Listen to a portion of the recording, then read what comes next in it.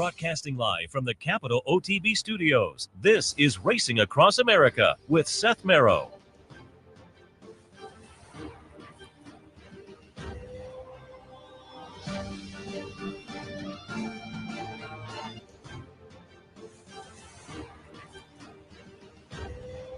Good morning and welcome to Racing Across America on this Saturday morning, Saturday, October 7th, a big day in racing across the country, and we're going to talk about much of it as we proceed. It'll be a big day in New York, certainly, with the rescheduled Joe Hirsch and a number of other stakes down at Belmont at the Big A, but also out in Southern California, Santa Anita, big day for them. Of course, they will have the big days coming up with the Breeders' Cup later on, but this weekend, some horses that certainly will play prominently in the Breeders' Cup, you would have to think. And we'll talk a little Santa Anita towards the end of the program with our friend Jon White, morning line oddsmaker out at Santa Anita. But we're going to kick things off opening Saturday, the fall meet down at Keeneland. Who better to reach out to than our friend Ellis Star? You can catch his selections on the Keeneland website every racing day down there and more. Ellis, good morning. Good morning, Seth. Good morning, racing fans. What a great day and a great weekend of racing. And you're right down there. You'll be at Keeneland later this afternoon. So give us a little update. What's our weather look like for Keeneland today? Oh, it's beautiful. It's sunny. We did go from, late summer to fall, 80 to 60. It's going to be about 60 today. Sunny, no rain, fast and firm. Horses are going to love the temperature. And we should be good also tomorrow with some big stakes as well to finish off the Breeders' Cup Challenge race weekend. And I'm curious, you're right down there in the Lexington area. What's it feel like as you come into the fall meet and into the spring meet? Here in Saratoga, obviously, everybody gets ramped. 3 months before the meet, I'm in the supermarket and people are like, are you ready? Is there a similar feeling around Lexington for the fall and spring meet at Keeneland? Yeah, absolutely. Keeneland and their marketing department and advertising agency start running ads, and there's a great one which people can get on the internet. I tweeted out a few times. It's all about the horse, and it's just beautiful. Horses aren't measured in hands, and it shows kids touching the horse with their hands, and they start to get everybody gets excited, and then the stories, the ABC, CBS, NBC, Fox News. Usually the lead story would be a car accident or something. Yesterday, the lead story on one of them was opening day at Keeneland out there interviewing people.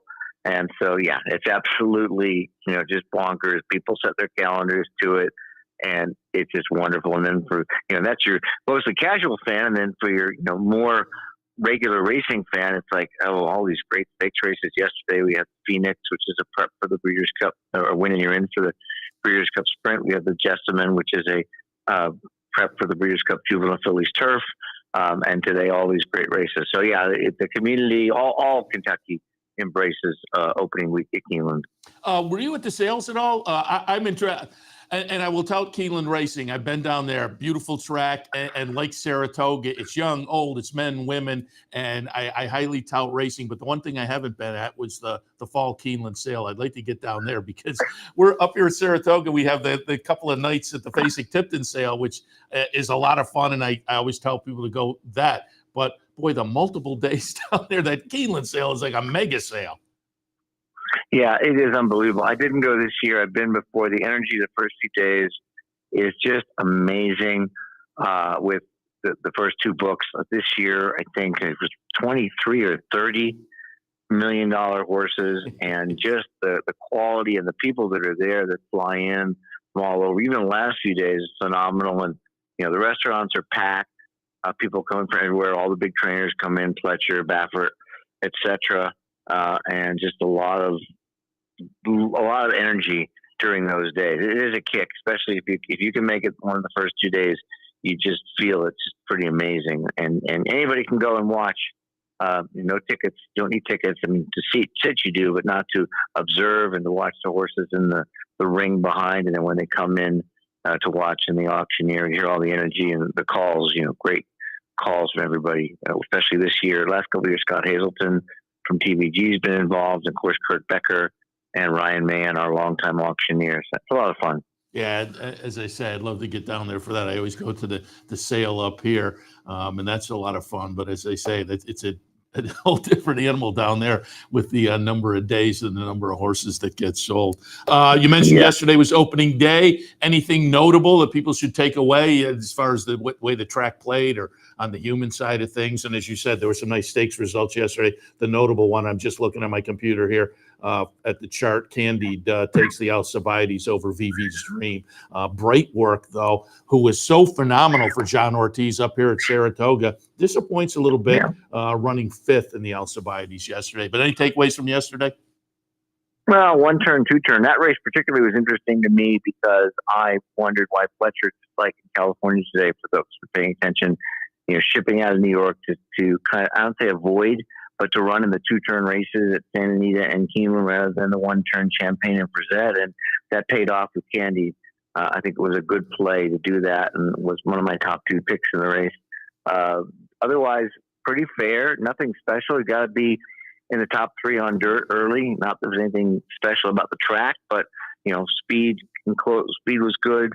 The mile 16th, which is the shorter first finish line at Keeneland. Horse swooped 4 wide to win. Luis Saez is back off his injury and riding really well. And Johnny V almost put on a clinic in a couple races yesterday. Yeah, that was fun to see. I'm glad you mentioned both of those. Luis Saez certainly on the comeback. That was good to see him get off to a good start. He was on board Candide in that win in the Alcibiades. All right, let's take a look at the stakes action today. 5 nice stakes at Keeneland, and we'll go through all. Oh, before I do that, I had a note on my rundown here. When we're showing your picture, we're also showing your Twitter handle, Ubercapper. If people go to your Twitter feed, they can pull up you were part of a panel that went through, and people might want to take a look at this today, the BC Challenge Pick 6. It is 3 races from Keeneland, 3 races from Santa Anita. And as I say, on your Twitter feed, you were part of the panel and people can get some ideas. But I just went to the Santa Anita website, and people can also pick up free PPs for that Breeders' Cup Challenge Pick 6. So I just wanted to tout that a little bit. $1 minimum. Great bet, 15% takeout. It was a lot of fun. Keeneland and Santa Anita combined on it. And, it's pretty good. I think my ticket I'm going to put up a little later is going to be $108, 2 singles, or depending on if a horse scratches at one of the races, it might be a double in one race and a single, but a really, really good bet. People should take a look at it. Yeah, and again, they can get the panel on your Twitter feed, the video, and if they go to the Santa Anita website, there are free PPs available for the 6 races. All right, let's jump in on Keeneland today. And again, I will remind people every racing day they can find selections for Keeneland from you on the website, as well as a bunch of other folks involved with Keeneland. But let's kick off, and we'll kind of go chronologically. The stakes action kicks off this afternoon in race 6. It's the Woodford Grade 2 event, $350,000 for 3-year-olds and upward, going 5.5 on the turf. I went with Beer Can Man on the outside. I think he's very interesting for Phil D'Amato, Flavien Prat scheduled to ride. But I pulled up a replay. I'm a homer. I wanted to use a Saratoga replay. I got Coffee Maker here in an August 2nd race, an optional claimer for Wesley Ward. Coffee Maker is going to win pretty easily. And at 12-1 on the morning line, Luis Saez on board. Again, I used Beer Can Man on top, but I have Coffee Maker right underneath. I think he's interesting. Bad Beat Brian is in my mix. Our Shot with Tyler Gaffleone on board. Fun race. What did you see in the Woodford? Well, let me first say that the morning line maker, Nick Tamero, does a really good job. It's his 2nd or 3rd year. I think there's some nuance sometimes. There's a couple of horses yesterday, 20-1 opening up 4 and 5-1. The public's really correcting some lines. I don't think you'll get 12 on Coffee Maker, but I could be wrong. But the race goes through Live in the Dream, the 2-horse, the 3-1 morning line favorite. He's already qualified for the Breeders' Cup Turf Sprint out of his win in the Group 1 Nunthorpe Stakes, $670,000 race in York in England in August. Most of his races have been on the straight. He has run left-handed before. His last 2 races were wins, but mostly straight. And they wanted to get him a race on the hook. And they've been working him around a turn, and now he's running on the turn. So it's a situation where he doesn't have to win. He's already qualified, but he may just be the best horse. He was never threatened in a 16-horse field. He actually led, which is unusual for England, on a good to firm course. 5 furlongs. He led the whole way, wouldn't let a horse near him.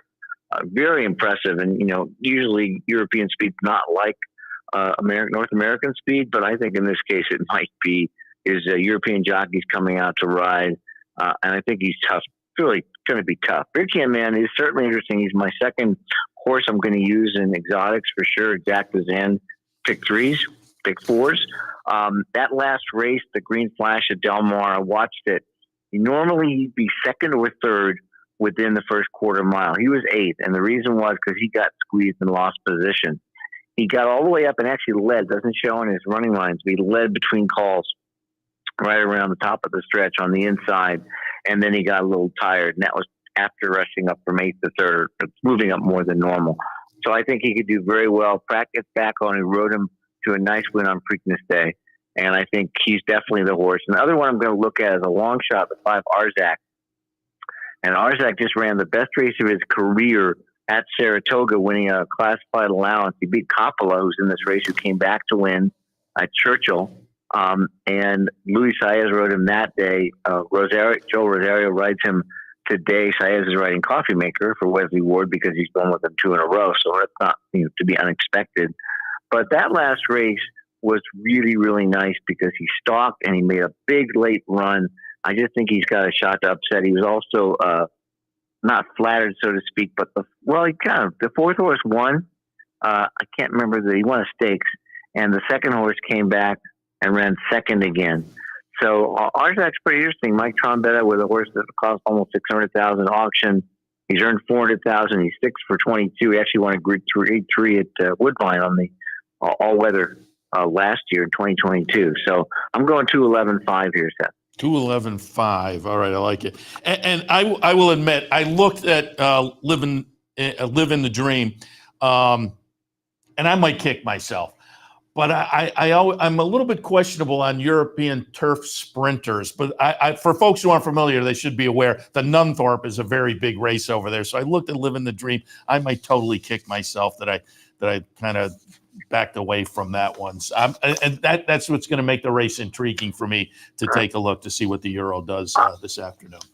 I will add that you can, for most, not French races, but for most English races, you can get the video just by Googling it. And I watched the video of it, and that's what got me on him because I saw a horse that held 15 horses off from the start going 5 furlongs on the straight. It's not that easy. I mean, there's lots of opportunities to get beaten in a race like that. He didn't. Yeah, and the Nunthorpe, again, one of the big races over there. And that's a great point you make. A lot of those English races you can actually find right on YouTube, too. The big stake, like Group 1s like that, typically you can. All right, let's move on. Race number 7 this afternoon. The TCA, Thoroughbred Club of America, Grade 2, $350,000. They're going to go 6 furlongs. I pulled up a replay of the Open Mine. Yaguri is going to be the number 1 here and is going to win. Fire on Time, the number 3, runs second. Wicked Halo, the number 2, runs third. They're all back this afternoon. I sometimes we get too clever and try to switch things up, and that doesn't happen. They'll play out the same way. But I tried to switch things up. With Gaffleone on board for Asmussen, I put Wicked Halo on top. I put Last Leaf in the mix. Luis Saez on board for Eddie Keneally. I thought he was interesting coming over from the turf try at Kentucky Downs, but the dirt races just before were pretty good. And Yaguri Girl, off the win we just saw the replay of, I put that one in the 3rd spot. Intriguing race. What did you see in the TCA? Well, it's really interesting because you got 2 really top sprinters here, as you said, and Wicked Halo disappointed at 2-5, but she won the Raven Run at Keeneland last year. I think that's the race you could look for her to look at. I'm going to use those 2. This actually starts the All Stakes pick 4 at Keeneland, so it's a great race to get started. And I'm going to use the 1, 6, and the 5. But the 5, Happy Soul, is going to be the horse I'm looking at for wins and exotics. She's run on turf 4 in a row, but on dirt she's got 3 wins and 2 seconds in 6 starts. And this is for Ward with Johnny V, putting blinkers on. Now, what's really interesting is she hasn't worn blinkers for her last 10 races, but she's only won 13 times. She added blinkers earlier. She wore blinkers in her first 3. She won her second career start in blinkers back in May of 21. She romped by 11. She came back at Belmont and won the Astoria as a 2-year-old in June of 21 by 11 with Johnny V. And this is strictly a speed play because he's putting blinkers back on. If you look down the field, Yeah, Fire on Time once in a while tries to go for the lead, but she can rate if Happy Soul gets the lead. Fire on Time will take back. Same thing with Wicked Halo. Same thing with Yuguri. I think the plan is just to put her on the lead and let her go. And she's 8-1. Her best race can win this. She was second, beaten ahead on turf last fall, actually a year ago, 2 weeks short of a year ago, in the big Music City Stakes down in Kentucky Downs. She was second in this race last year when Slam went wire to wire, and she ran second wire to wire. So this time there's no Slam in the race. So I'm going to go Happy Soul to 5, and then the obvious ones, Wicked Halo and Yuguri. And again, the horses I don't include, but I take extra looks at. I put some check marks next to. It's 2 races in a row. You've used a horse that I have the check marks next to. I looked at Happy Soul. I like the odds. The turf to dirt move is interesting to me. The blinkers back on. I didn't pull the trigger there, but at the price, another one I'm going to find very intriguing and have to kick myself afterwards. It's funny you say that because Skip, who I was on the stream with last night with Jeff Chapman, Santa Anita, every time I mentioned a horse, he said the same thing. It was on his backup list, it's just going to make his ticket more expensive, and I apologize. Yeah, and it is the kind where you've got the check marks and you're hoping other people aren't going. Give me a little reinforcement that I made the right move, and then you've got it on top of okay, I knew I was. I usually don't like it when trainers add blinkers for a stakes race because it means they have to figure the horse out. But since last time this horse had blinkers, and the last 2 times she won by 11, I had to take a look. And you look at the works. I'm wondering if they had the blinker. The works are really good. You wonder if the blinkers are on the work. You never really know that either. Probably they usually not so much. But all right, 8th race this afternoon, the First Lady Grade 1 event. $750,000 for the fillies and mares going a mile on the turf. I pulled up the obvious replay. The Diana, one of the top races every year up at Saratoga, Grade 1 event.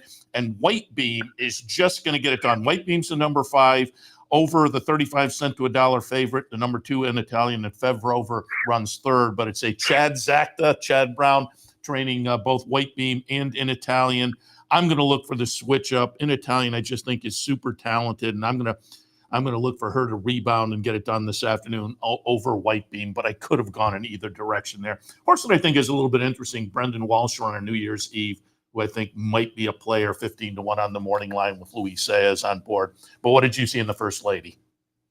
Well, first of all, I could actually absolutely go all in this race, and then try and single on another because every horse got a shot. And Italian, inarguably, is the lone speed. There's a horse named, this name is okay, went wire to wire at Delaware, but 25.48. That's not, in Italian last year when she won this race, she went 23.47, just coasted against 5 other horses, pretty good ones behind her, Regal Glory and Princess Grace.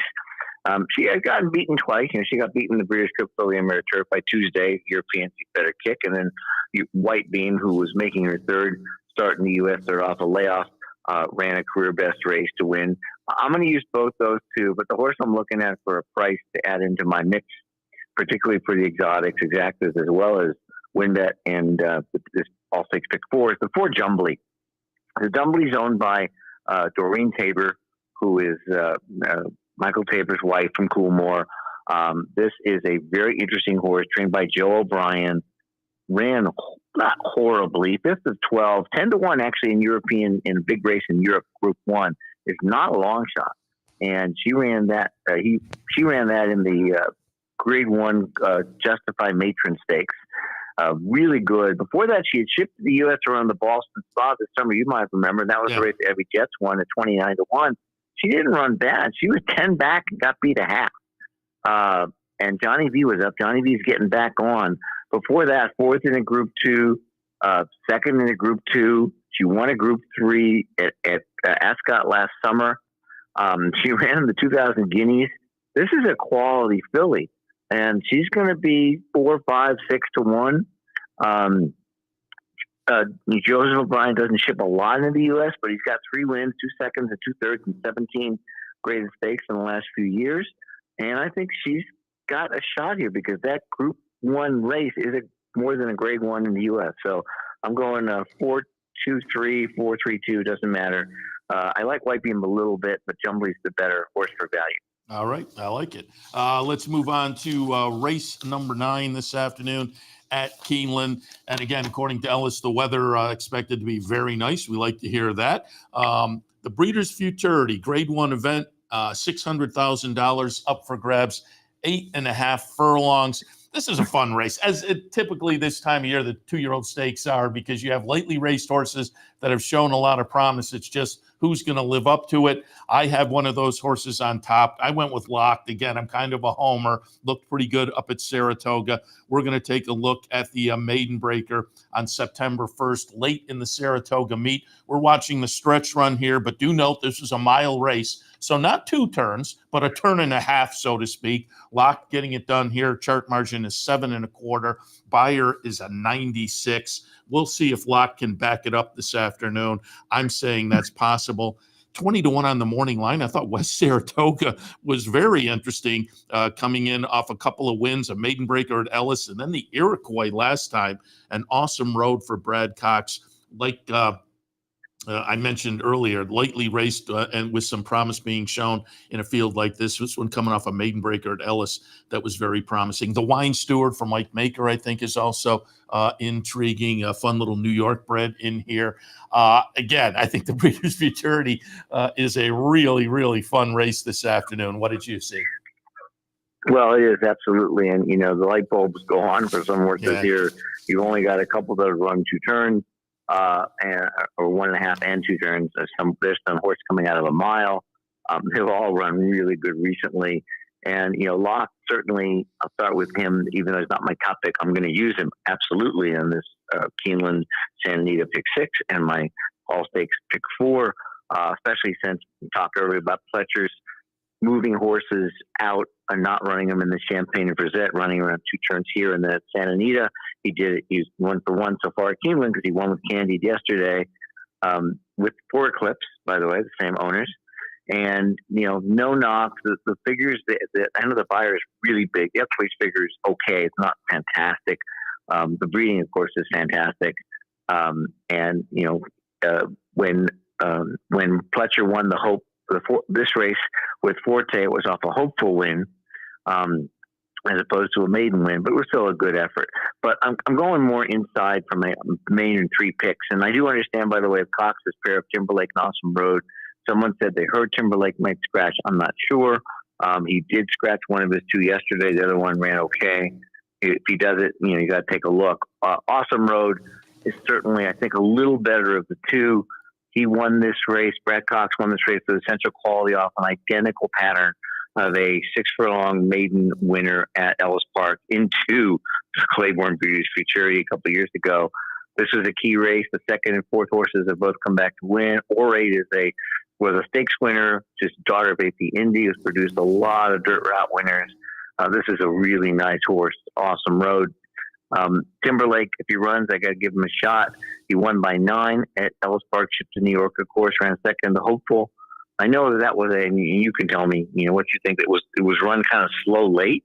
That was the race that Nutella fella posted the upset. But he's taking blinkers off, stretching out, inside post. They might send. And then the Wine Steward rounds out my main contenders for Mike Maker. A New York bred, but still undefeated in 3 races. You cannot argue with that at all. Undefeated, gets the rail, gets Saez, who of course was, during his injury, I think, when the Funny Side ran when he won with Benny Franco. But Saez was up for the win before that in the Bashford Manor. Definitely bred to route by Vino Rosso's first crop out of a To Honor and Serve mare. And he has the best Equibase figure, 96, so 8-1. I'm going there. So it's going to be Awesome Road, Timberlake, Wine Steward, and Locke. Not defensively, but I'm using him in the pick 4s and hope one of the other ones gets it done. All right. And again, fun race. Very interesting. Very fun race. Yeah. The 10th this afternoon. Grade 1 turf mile, $1 million up for grabs, as the name suggests. They'll go a mile on the grass. And I just kind of went master of the obvious with master of the season here, and I pulled up the Woodbine Mile.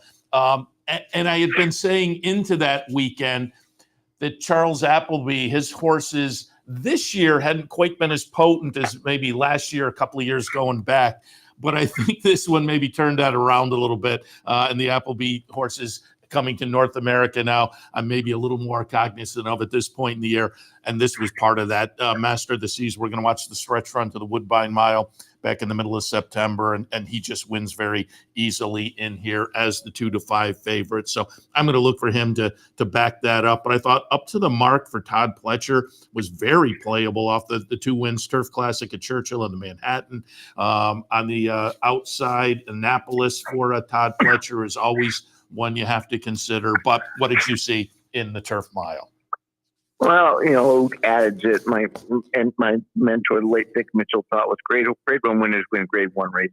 And so, believe it or not, I really just eliminated all the non-grade one winners, and I was left with Master of the Seas, Set Piece, Up to the Mark in Annapolis. And, having a conversation with somebody yesterday, it was Roberto, if you know Roberto, El Portero Roberto, that does all the RF and Espanol stuff. Oh, sure. And we're talking about Master of the Seas, and the fact that just like Living the Dream, he's already qualified for the Breeders' Cup Mile, doesn't have to win this race. And then Roberto reminded me, these guys don't run for second. Godolphin and Appleby, these don't run for second. They're not just keeping the horse in shape. They want to win. This will put him over the million mark and then some. He got the last quarter in the Woodbine Mile in 22-5. It's pretty good. And Cheryl Spite was a grade one winner. The third and fourth horses of the race have since come back, or were grade two winners, I should say.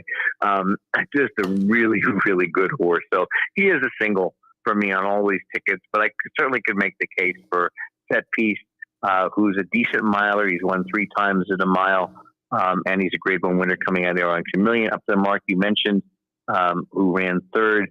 It wasn't disgraced at all the spring in the Maker's Mark Mile, because the horse that was second was Modern Games, last year's Breeders' Cup Mile winner. And then Annapolis. Now, think about Annapolis. Everybody should know that last race, the Mint Million at Kentucky Downs, he was making a move. He was a length off and in a halfway decent spot, and he had to check really bad. I mean, he checked so hard he almost stumbled. And everything was done at that point. He was even money favorite. Absolutely draw a line through that race. And then if you look at his last 2, Casa Creed beat him 2 in a row. Casa Creed's not here. So those races were really top efforts in the 4-star Dave and Kelso. So I wouldn't knock anybody putting Annapolis on, but everything goes through Master of the Seas for me. Yeah, for $1 million, I'm sure they're geared up to go. And again, it's a really nice card today at Keeneland with the 5 stakes, as you would expect. The Keeneland meets both loaded, but we're far enough out that there will be some Breeders' Cup potential coming out of certainly today's action in this opening weekend. 3 more weekends down there. And Ellis, we may plug into you again before the meet ends. I will once again tout folks can find picks from Ellis on the Keeneland website every Keeneland racing day and beyond. Where else? You have picks over at Santa Anita. You have picks up at Woodbine as well, correct? Correct. Race today at Santa Anita, Woodbine. I tweet them all in my Twitter account, or you can just use Google and Ellis Star Race of the Day picks and see them. There's some other blogs that I'm doing as well, and just keeping busy with those. But yeah, it's been a lot of fun doing these Race of the Days. Woodbine today is the Durham Cup. Tomorrow it's one of the big stakes. They have the Pass and the International. I think I did the Near Kick, which is the 5.5 furlong turf sprint, grade 2, tomorrow at Woodbine. And Rodeo Drive at Santa Anita today. I know that's my race of the day as well. So people can get all these free analysis and selections, hopefully make some money. I had the exact West-Day's race today at Santa Anita was 7-1 over 9-1. I was gonna. So it was a nice win. I was gonna give you a little credit there. I know the race of the day yesterday at Santa Anita was very, very nice. So congratulations there. So if people go to those various racetrack websites, they can pick those up. Or again, just follow Ellis on Twitter. Ellis, always fun. Always a fun conversation. Have some fun this afternoon out at Keeneland. I'm envious, but we'll talk again. Thanks, Seth. All right, appreciate it. Ellis Star, and again, you can find his selections for Keeneland at the Keeneland website, as you mentioned, Santa Anita and Woodbine. But don't forget, if you go to his Twitter feed, he did a little seminar with a couple others, quote unquote seminar with a couple others, the panel discussion going over that Breeders' Cup Challenge Pick 6 today. 3 races at Santa Anita, 3 races at Keeneland. And I'm just looking, Keeneland 7th, 9th, and 10th, Santa Anita's 3rd, 8th, and 9th. It's a $1 minimum. And if you go to the Santa Anita website, you can pick up free PPs as well. So that's could be a fun way to spend the latter part of the day watching that pick six play out. All right, we'll take a break. When we come back, do just a brief little news and notes, and then a few minutes after that, we'll be joined by Jon White from Santa Anita. We'll take a look at some of their stakes action as well, because they have a nice day also. Stay tuned.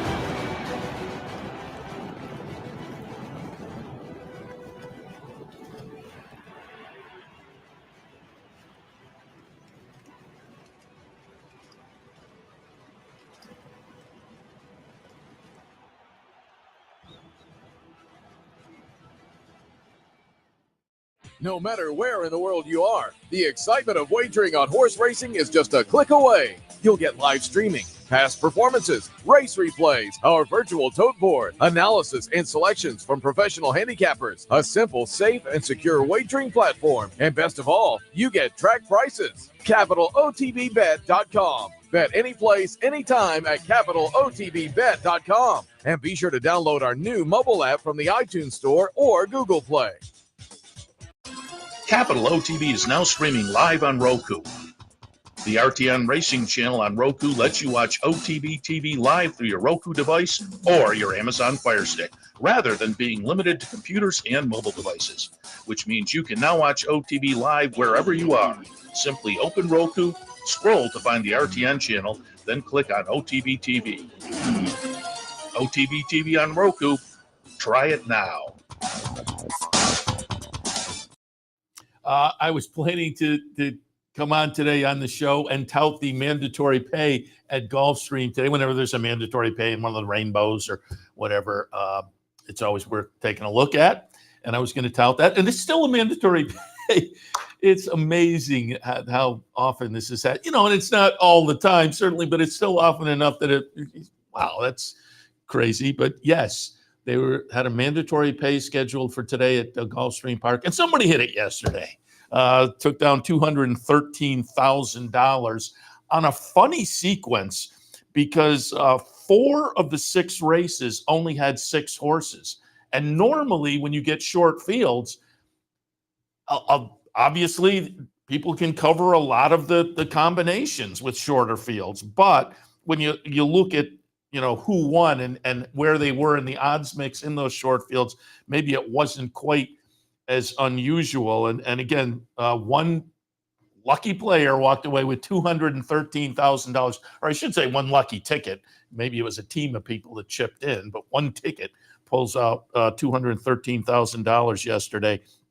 And again, I believe it's still a mandatory today, but it won't quite be the same excitement level. But to give you an idea, yesterday, to start out the sequence, the favorite, top pick in a field of 6 wins at $5.60. Things start to go off the rails in the second race in the sequence, $38, the 6th choice in a field of 7. Then there was a $17 winner, the 4th choice in a field of 10. That was the biggest field in there.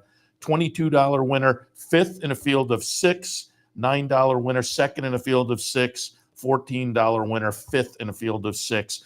So you had the second longest price in 3 of the races. You had a favorite, a second choice, a 4th choice in a field of 10, but then 3 of the winners were the second longest price on the board. So you can kind of get the feel. Because again, it was 4 6-horse fields, a 7-horse field, and a 10-horse field. That's a relatively small number of horses in a sequence like this for somebody to pull down the whole pot. Because again, a lot of the combinations can be covered when there are shorter fields like that. But this one wasn't covered other than by that one ticket. So $213,000 yesterday at Gulfstream in the Rainbow Six to, again, put a kind of a kibosh on the excitement in today's mandatory down at Gulfstream. Did want to note at Gulfstream today, the feature race is the Princess Rooney Invitational, $200,000 up for grabs. The favorite is Mary Quite Contrary. Comes out of a dud in the Ballerina up at Saratoga. And prior to that, was a well-beaten fourth in the honorable miss at Saratoga. Both of those were behind Echo Zulu. So I guess you can kind of look at that and decide there. Now, this horse's record, late last year, earlier this year, Gulfstream are better. Hence, I would think the favoritism. But off those last two, you can make an argument to look elsewhere. And our Adios jersey for Georgina Baxter and Averill Racing might be a little bit interesting. Last Leaf coming out of a nice try at Kentucky Downs on the turf, getting back to the dirt is perhaps intriguing. But again, just wanted to mention that is the feature today down at Gulfstream, because as I say, we went through the stakes action at Keeneland, and we're going to go up, look at the stakes action at Santa Anita in a moment. But I will also mention, you heard us cover this a little bit on the Handicappers Report earlier, but Belmont today, the Weah, Island 3/8 on the ground. We'll have to see weather-wise. I haven't heard any update. It's raining here in the Capital District as I drove in this morning. We'll keep our fingers crossed as far as Belmont and Aqueduct, and I haven't heard an update at this point. But the rescheduled Joe Hirsch Turf Classic. But on the 2-year-old side, the Frazette for the 2-year-old fillies, the Belmont Turf Sprint, also in the mix, Thin White Duke, the Phil Greaves, Steve Christ runner that won the Harvey Pack up at Saratoga last time, was one of the nice stories of the meet. Also, the Champagne this afternoon, again, on the 2-year-old side of things, should be intriguing. And then the stakes action will close out with the Jockey Club Derby Invitational. So nice stakes action as well down at Belmont at the Big A this afternoon. But again, we'll take a break and we'll shift our attention out to the West Coast and get some ideas on stakes action out at Santa Anita when we're joined by Jon White from Santa Anita, the Morning Line odds maker. All of that right after this. Stay tuned.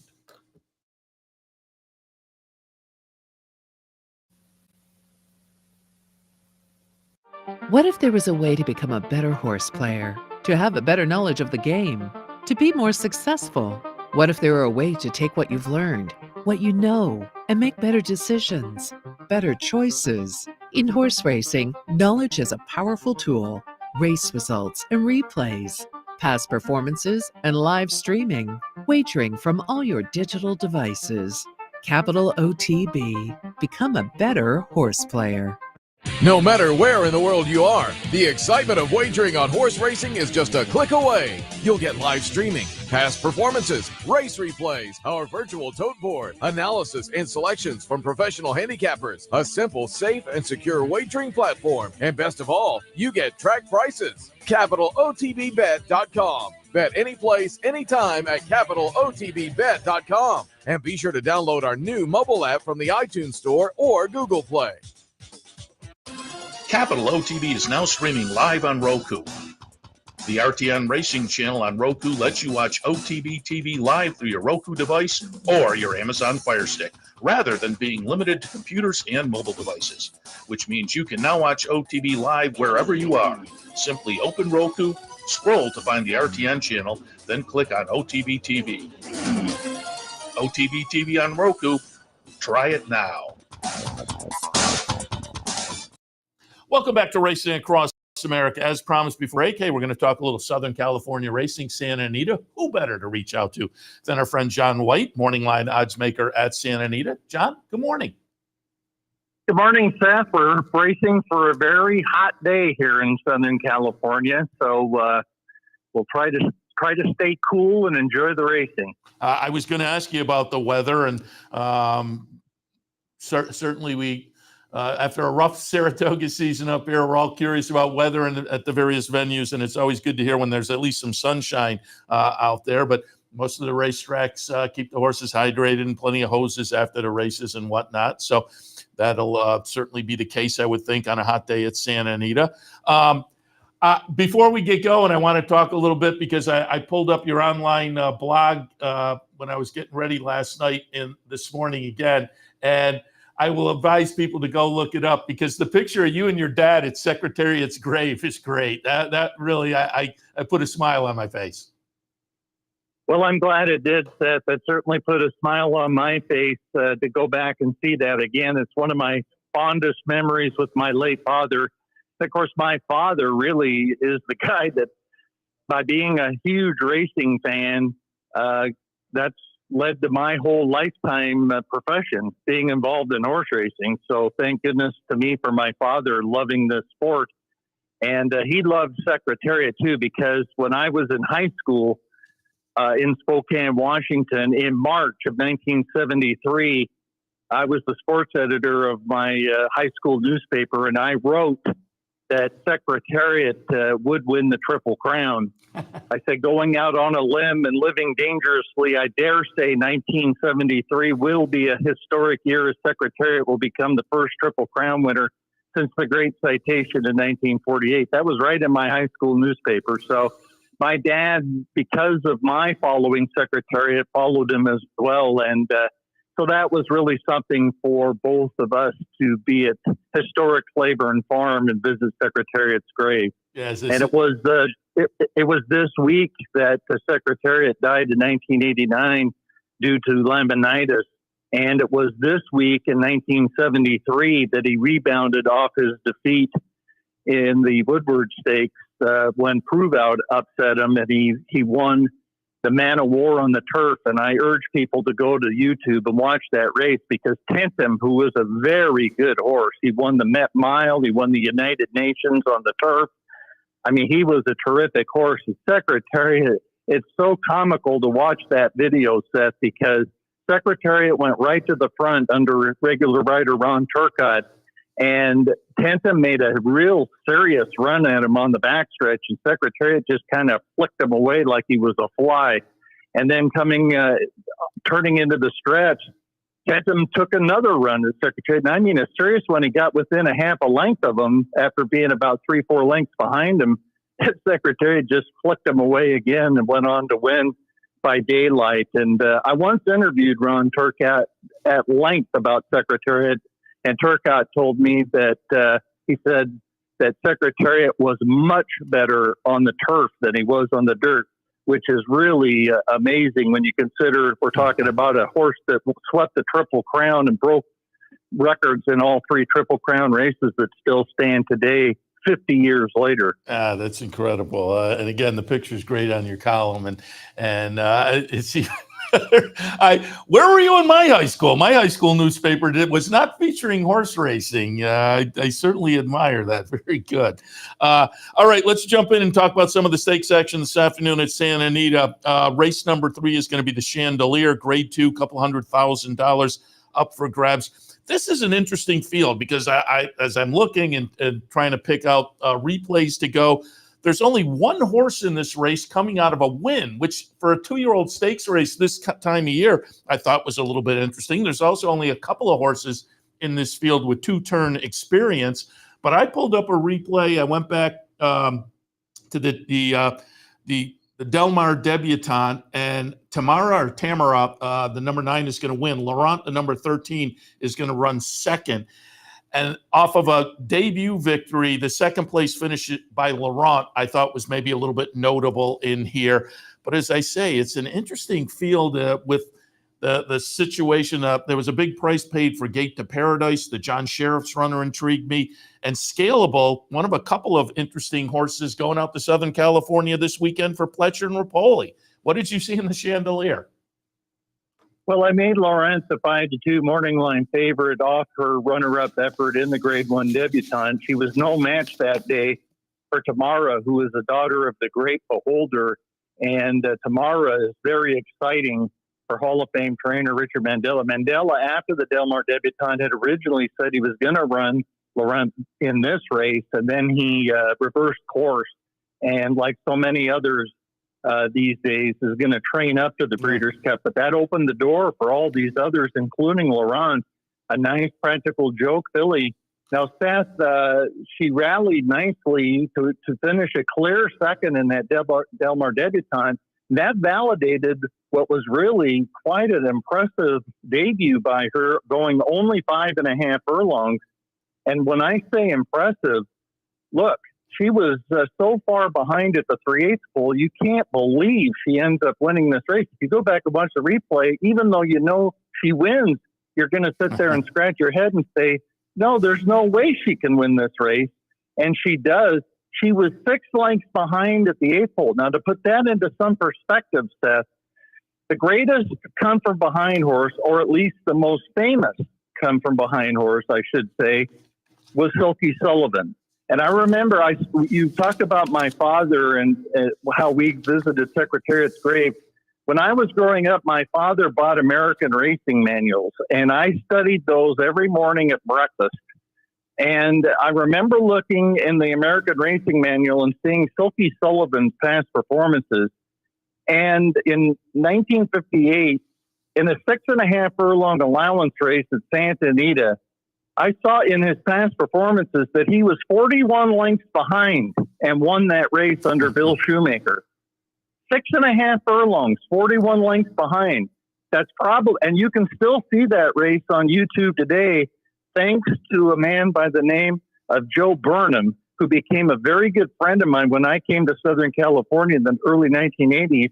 He's the only Eclipse Award winning cinematographer. He got an Eclipse Award for being a cinematographer. He's the only one in history. And I once wrote an article for the Thoroughbred California Breeding Magazine about Silky Sullivan, and I asked Joe about that race.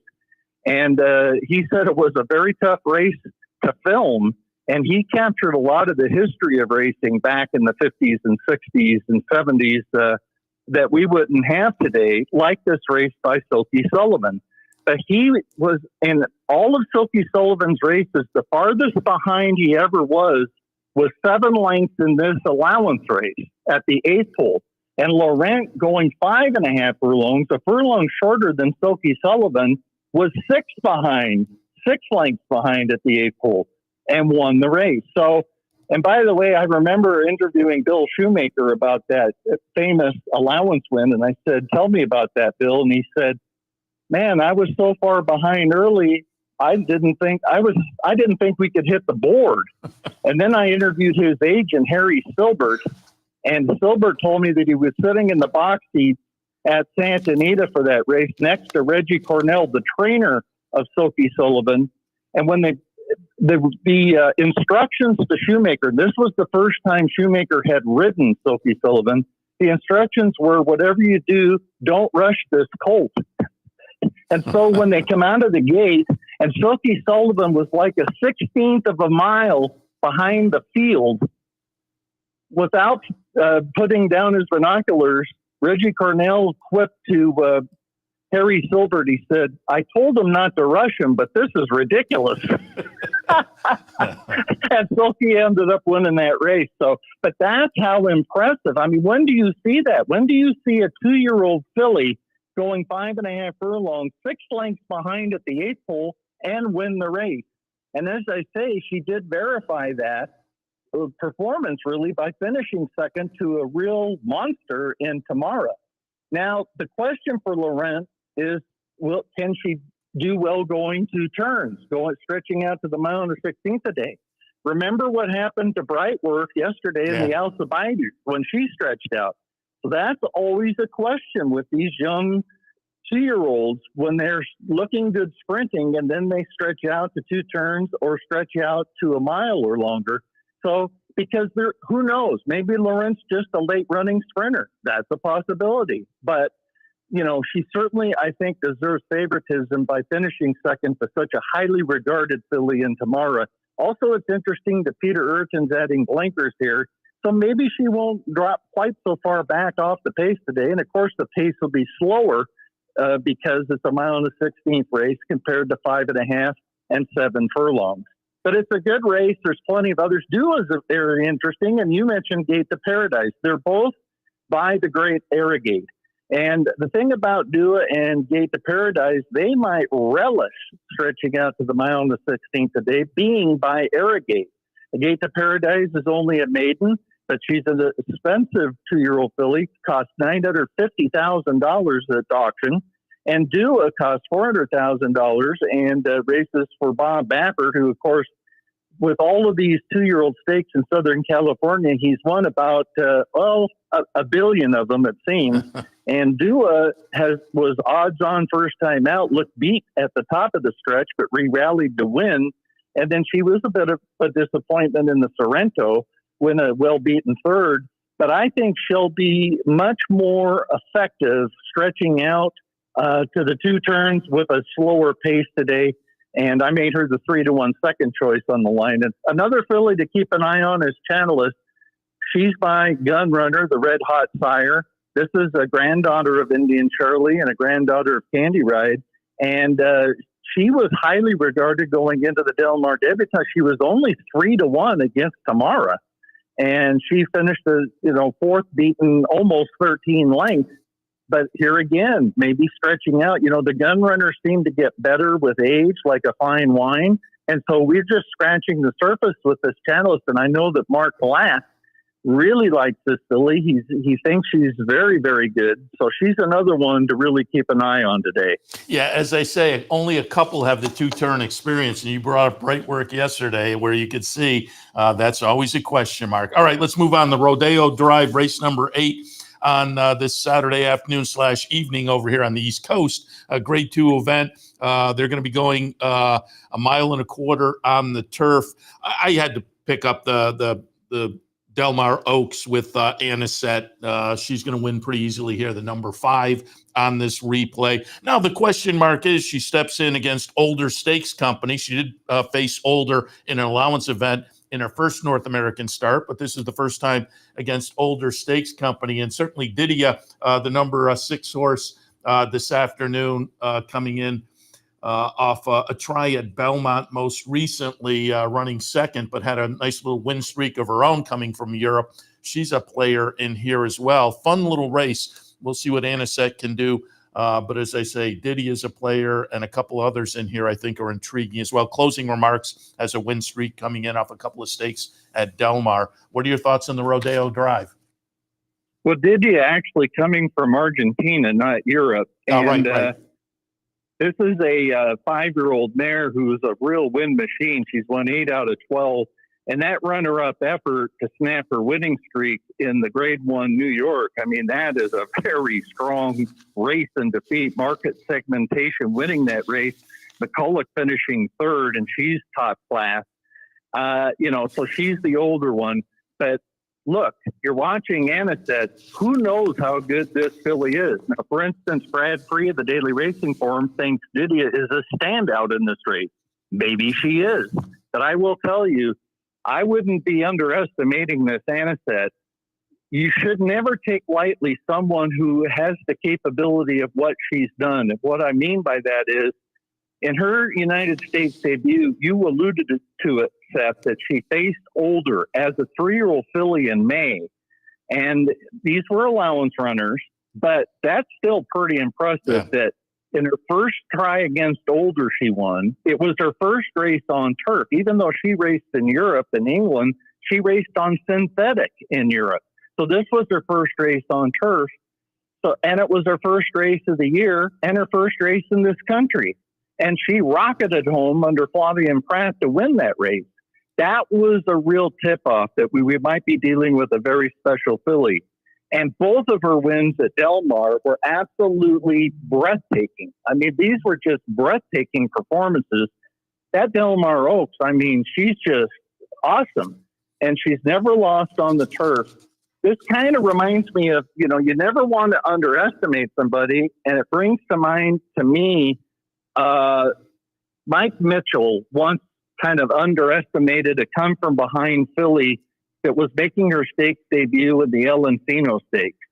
Now, Mike Mitchell was running a filly by the name of Romance's Diane in that race, and she was a Grade 1 winner of the Hollywood Starlet as a 2-year-old and went into the El Encino off a win at Hollywood Park in the Bayacola Handicap, a Grade 2 race. So understandably, Mitchell felt like he had the filly to beat in this El Encino. there was a filly making her stakes debut, as I mentioned, with only 2 races under her belt, and her name was Zenyatta. Now, when I got onto the press elevator at Santa Anita to go down to the paddock to do my television commentary before that race, Mike Mitchell got onto the elevator at the mezzanine level. And as we were going down to the ground floor, Mitchell said, "A lot of people are saying Zenyatta is a cinch. I'm not convinced. What do you think, John?" And I said, "Well, I have to think they're right," because I said, "I'm telling you, this Zenyatta has really impressed me. I think she's going to be awfully tough." And just then the elevator door opened and Mitchell stepped out and he said, "Well, we'll see." Well, we did see. As Zenyatta won that race by almost 2 lengths. Romance is Diane finished 3rd. Now, the very next day, I got in the elevator again to go down to the paddock, and lo and behold, getting in at the mezzanine was Mike Mitchell. I'm not one to say I told you so I wasn't going to say a word. And as we were headed down to the ground level, Mitchell said, "Well, John, you sure were right about that filly yesterday. She was really impressive." And he said, "I don't think I want to run against her again anytime soon." So my point on that is Mike Mitchell underestimated what turned out to be Zenyatta. And I think Brad Free and others might be underestimating Anisette. We just don't know. I mean, considering what she's done in this country this year, she could be anything. Now, on paper, when you look at the buyer speed figures and the company lines and the class and so forth, Didier does look like a stick out in this race, a standout. But I'm telling you, I wouldn't want to be betting a lot of money on Didier today and watch this Anisette unleash one of these Zenyatta type rallies and mow you down today. So it's a very interesting race from that standpoint. I made Didier the favorite. I wouldn't even rule out that Anisette will be the favorite.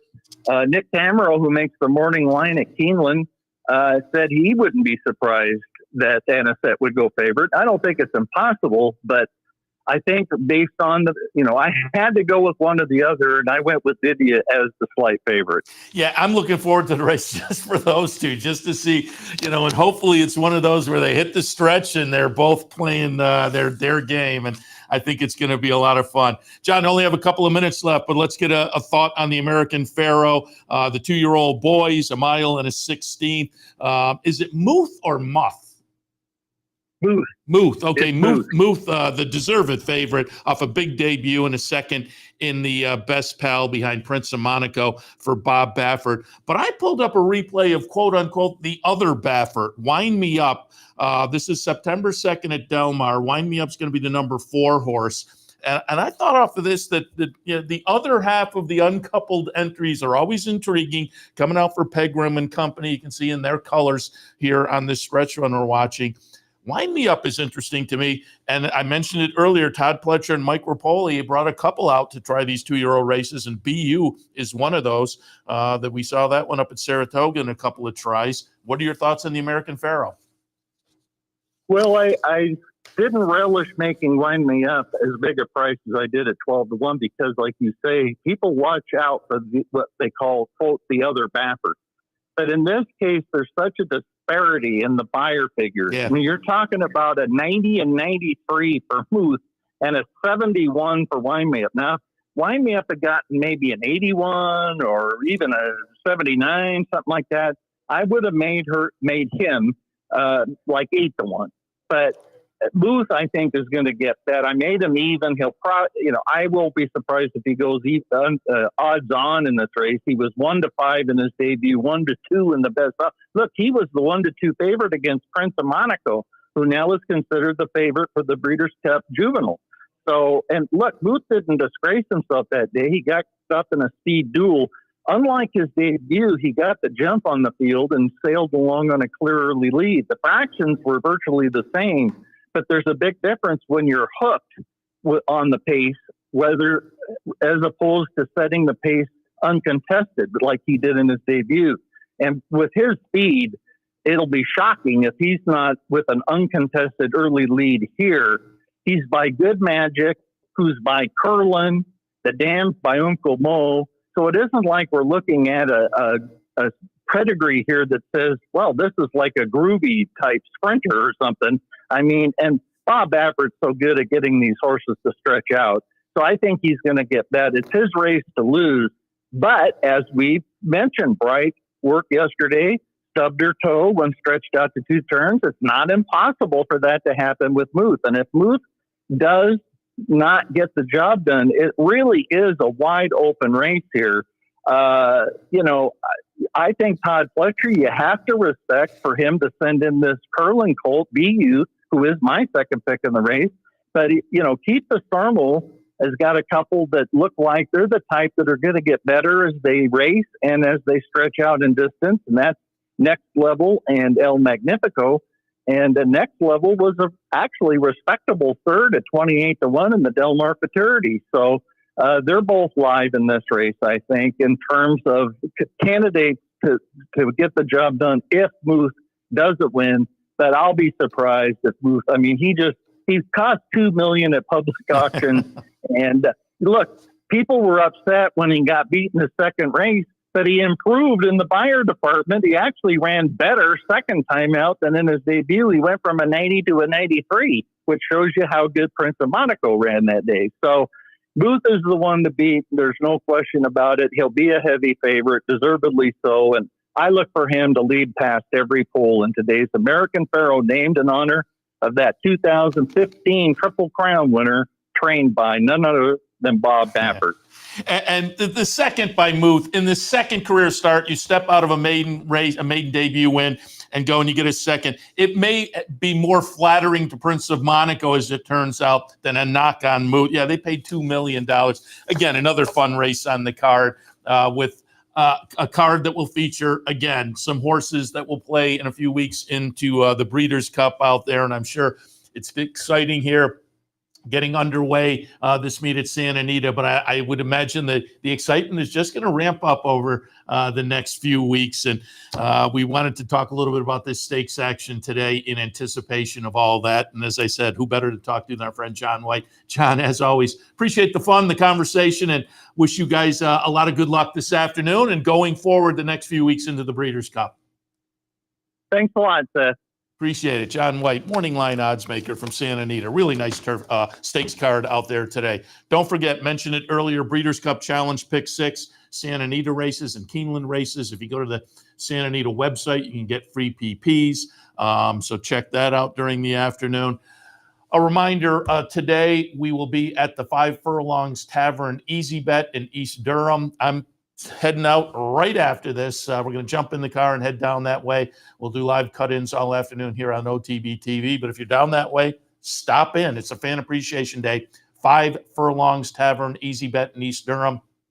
Contest, food, vouchers, PPs. Always a lot of fun on the fan appreciation days. Gives us our chance to say thank you to you for your patronage. So keep that in mind for this afternoon. Otherwise, I'm going to wrap it up. They're underway. They had an earlier start. They noted this week they were going to start the pregame show just about now, and they started it actually a few minutes ago at NYRA. So I'll wrap it up for Racing Across America, get you to the pregame show down at NYRA on a big day, Belmont at Aqueduct as well on a big stakes day across the country. So have fun, cash some tickets. As far as in here in the studio, we'll see you tomorrow for Racing Across America at 10 a.m. But don't forget, you can tune in for the live cut-ins all afternoon long, live from 5 Furlongs Tavern in East Durham. We'll see you then. You're watching OTB TV, a service of Capital Off Track Betting.